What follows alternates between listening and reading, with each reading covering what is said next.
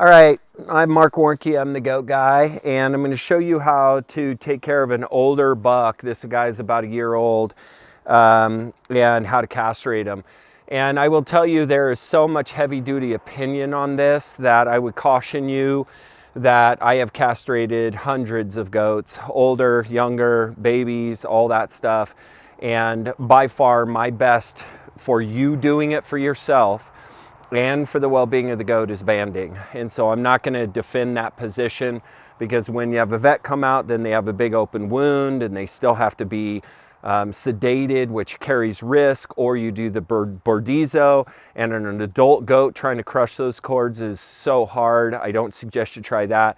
And so on the banding tools with goats, with how large their testicles are when they get older, the California bander is the best. And you can get these on PackGoats.com, where you don't have to buy a whole ton of bands. The problem with the California bander, you get the tool and you get like 25 bands, and most people don't need that. So we have smaller bands and you can get it, and we have all kinds of videos showing you how to use it. But I highly suggest with these older bucklings with really big testicles that you use the California bander, and I'm going to show you how simple it is. So you literally just put this notch in the tool. So this little notch goes right there, and then you hold that in your hand.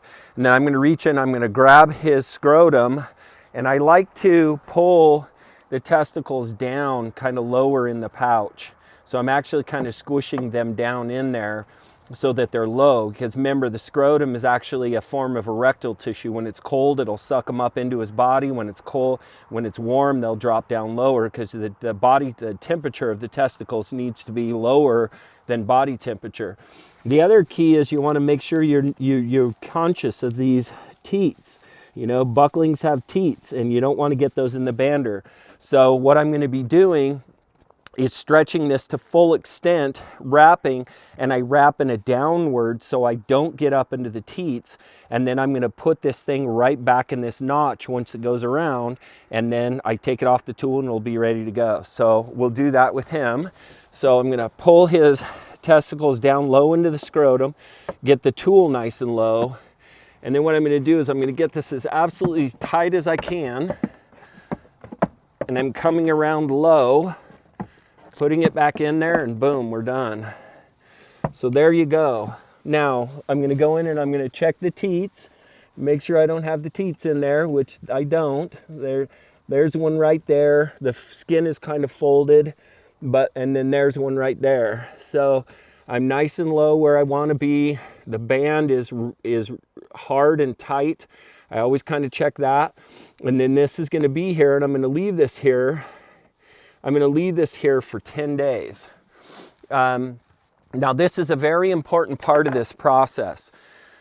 The only thing I ever see that people do incorrectly with this California bander is not get that tension tight enough when they go around.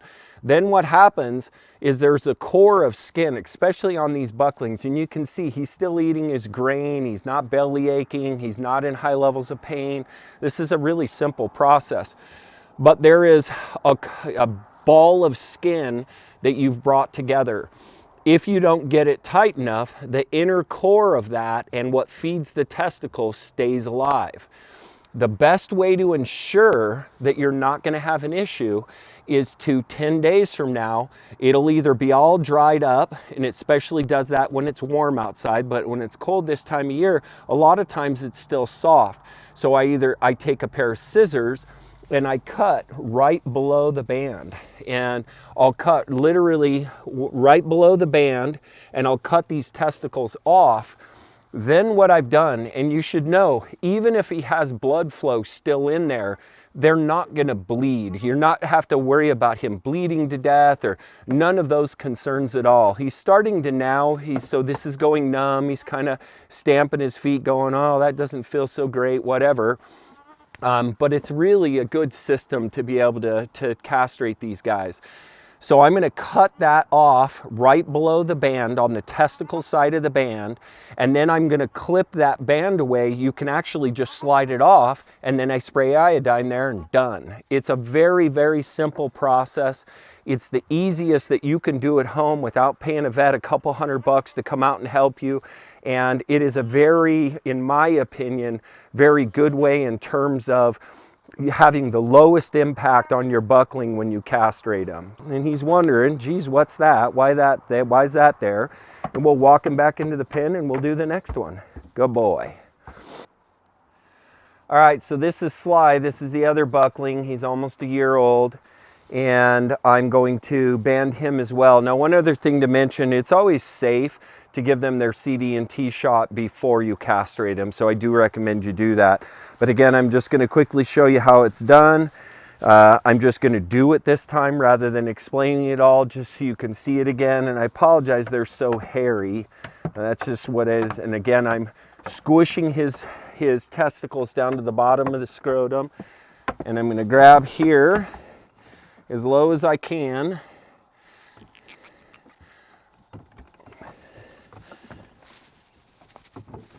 Put it through the notch. Check for teats. We're good. And bam, done.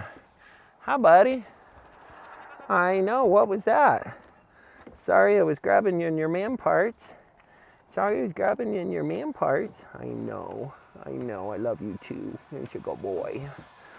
All right, so there it is. And sometimes you can put Banamine, pour on Banamine on their back is not a dumb choice or anything. I just never found that one ever is like doing anything other than occasionally laying down, you know, that sort of thing. They're not in this high level of distress. They kind of walk around and go, man, I don't feel very good for a little while. They lay down sometimes, but this is not, I mean, you can see he's not like he's in this excruciating deal. He didn't have to be, you know, sedated, and it's something that you can do at home. And the cost of the tools, I think it's around like 30, 35 bucks, something like that. So anyway, this is what I suggest you do, and it's a really good way. And this is a year-old buckling. I don't think there's really a limit when you can do it.